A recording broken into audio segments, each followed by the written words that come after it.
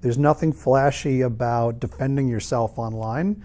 It's mostly about having the awareness that these things can be problems and committing to doing the hard work.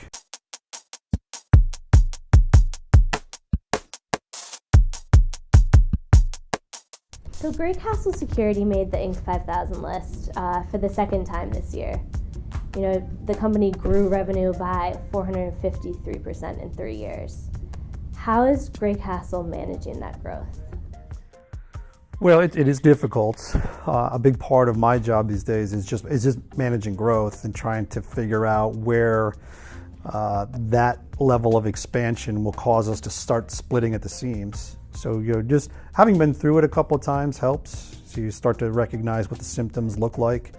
And I think, the growth has introduced very serious challenges for us, and finding people, of course. We're hiring, a person a week these days. And, managing things like cash flow, the finances behind any business that's growing like we are, can be a challenge at times too, because everyone wants money. It's easy come, easy go, in a growing business. What we say is at the end of a year, if we have $1 left over, we messed something up because that should have gone back into the business.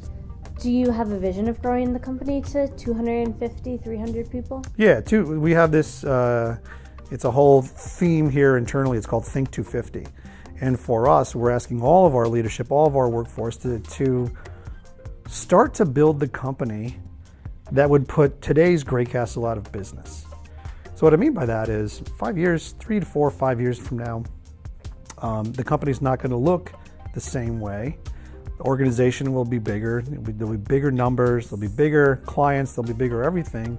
And so how do we as a business, and how do individuals who work here, how do they continue to grow with the business? One of the worst things that could happen is, the business grows faster than its employees. Obviously we're investing in people, but we're trying to set their expectations that, listen, even next year, the business is going to look completely different. And so how are we investing? How are we growing people as well?